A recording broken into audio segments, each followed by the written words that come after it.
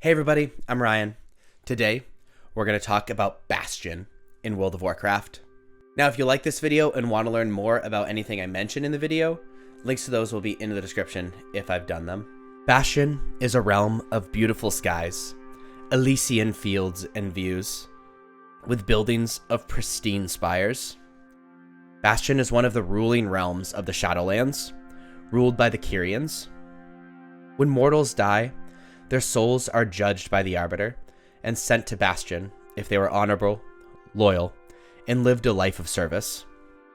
In Bastion, they are trained to serve the Shadowlands. When souls arrive at Bastion, they become an Aspirant.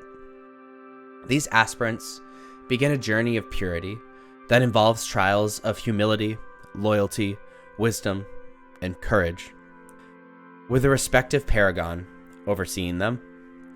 This includes purging yourself of all the memories of your past life, so that when you ascend, they may carry souls to the Shadowlands without judgment. Through this path to ascension, they are paired with another being, their soulbind, who is meant to act to drive each other to continue the path and to check each other's weaknesses. Through these trials, the aspirants are trying to become one of the ascended. Some train for eons. They are messengers, couriers, and totally pure. Their primary job is to ferry souls that have died to the Shadowlands to face the Arbiter for judgment, who sends them to one of the infinite realms of the Shadowlands that fits their soul the best. At one point in Bastion's history, it had been invaded by the Void, led by Tezulat the Annihilator. The Paragon of Courage, Agthia, made her final stand and sacrificed herself by igniting the Anima within her into a bomb, saving Bastion. The place where she made this stand is now called Agthia's Repose, in her honor for her sacrifice. Bastion had also fended off an invasion of Anima Devourers, who came from a crack in the in-between. They have a massive appetite for Anima, and came to Bastion attempting to find it. This invasion was fended off, but led to the death of the first Paragon of Humility, Mercia. When Uther the Lightbringer was killed by Arthas Menethil, the Arbiter sent his soul to Bastion, as he served a life of incredible, selfless loyalty to his king and to the light. Uther was greeted by Paragon Devos, who would help him leave his mortal burdens behind to become an Ascended, to ferry souls to the Shadowlands. Uther felt that he could not forget his mortal life, as long as the evil that was Arthas still existed. He desired justice. While Devos was working with Uther to get him to move on, she saw the wound from where Frostmourne struck Uther, and realized his soul itself was damaged. This explained how his soul was both trapped in Frostmourne and sent to the Shadowlands. As Uther died, he prayed to the light to save his soul, and it did, partially. But if Frostmourne was able to damage a soul like that, then it had the powers of the Maw, which was a problem. Devos realized that if Uther had gone through with the purging of his memories, like what was required, they would have never found out that a creature with the powers of the Maw was roaming freely. Devos, the Paragon of Loyalty, began to question the Kyrian path. Devos returned to Uther and granted him his wings. Devos and Uther then traveled to Arthas during the time of his death and took his soul as he died. They then took his soul into the Maw and dealt justice and vengeance and cast his soul into it. Devos and Uther would continue recruiting aspirants and Ascended to abandon the Kyrian path, as it was flawed, and joined the Forsworn. Uther went along with Devos because he felt that rebelling against the Kyrians would serve justice better than continuing along the flawed path. Recently, souls have stopped being judged by the Arbiter and are going straight for the Maw, causing a drought of the power source of the Shadowlands from souls, Anima. On Azeroth, winged creatures dragged many of the world's leaders into the Maw in an effort to save them. Heroes entered the Shadowlands. After arriving at Oribos, and describing the winged beings they were looking for, they were directed to Bastion, as the description sounded like they're ascended. In order to question the Archon about the Kyrian and the Maw, the hero from Azeroth was able to escape the Maw Walker. They must first walk the path of ascension. Kleia was chosen to guide the Maw Walker along the path.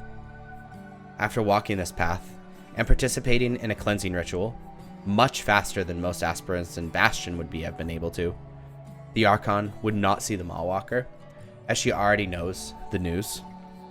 In Bastion at this time, many aspirants are beginning to doubt the path and the purpose for which they were to serve the afterlife. A rebel group, the Forsworn, darkened Kyrian who have abandoned the purpose, seeing it as flawed. Lysonia, the Hand of Loyalty, had been turning doubting aspirants that were sent to the Temple of Loyalty to be reassured into Forsworn. It was the perfect place to recruit. The power of the Maw is sensed within these Forsworn, as the two factions were working together. Upon this discovery, the Maw Walker is granted an audience with Kyrian the Firstborn, the Archon. She revealed that all of the temples are protected by special wards to protect them from being attacked, which is worrying because the Forsworn were able to attack the Temple of Loyalty. Uther, a Forsworn, goes to the Temple of Courage and deactivates the wards. This allows a massive army of Maldraxi, who were meant to protect the Shadowlands, which is an incredible betrayal, attack the Temple of Courage. The Maw Walker worked with Thanikos, the Hand of Courage, to fight off the Maldraxi army. In order to find out what happened with Maldraxxus, the Maw Walker goes to Maldraxxus to resolve the conflict. A rebel group had joined with the Maw and the Forsworn, and they were the ones that had attacked Bastion. Over time, the Forsworn came to attack the Spires of Ascension, where Devos is defeated by the Maw Walker and the forces of Bastion. Though the Crest of Ascension, the machine used to turn aspirants into ascended, was damaged in the attack, but fixed later on by Mikanikos. Though a large amount of Anima is required for the process, and with no new souls coming in, Bastion would soon be unable to make new ascended. Bastion then worked with Maldraxxus to defeat one of the Maldraxi rebel leaders, Margrave Gharmal, and took his heart to help power the Crest of Ascension. They then gathered the Seal of Contrition from Revendreth to continue to empower the Seal of Ascension. The Winter Queen of Ardenweald then gives Bastion the final artifact to power the seal, the Vessel of Ardenweald, and once more, new Ascended can be made. Uther, Lysonia, and the Forsworn then attack the Temple of Humility, but they escape to the Maw. There, the Maw Walker finds out that Lysonia is under the command of Helya and plans to sacrifice Uther for her own power. Lysonia is defeated in the Maw, and Uther is brought to Oribos, and then returned to Elysian Hold, where he is kept as a prisoner. All of the forces of Bastion then gathered to drive the rest of the Forsworn from Bastion at the Citadel of Loyalty. As the last of the forces are driven out, Lysonia led a surprise attack on the Archon, where Lysonia is defeated with the help of Uther. The Kyrians of Bastion were once again strong. After a period of time, Anduin Wrynn finally returned from the Jailor's prison in Torghast and came to Bastion. He is granted an audience with the Archon, but as he confronts her, his body is taken over by domination magic by the Jailor, and he strikes her down. Then, he extracts the Kyrian key for the Jailor and leaves.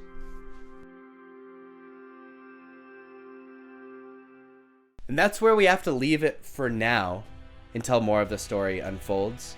If you like this video, please be sure to like and subscribe. Check me out on other social medias. Now, if you've led a life of servitude, I hope you work hard in the afterlife to become ascended. Have a wonderful day. Bye-bye.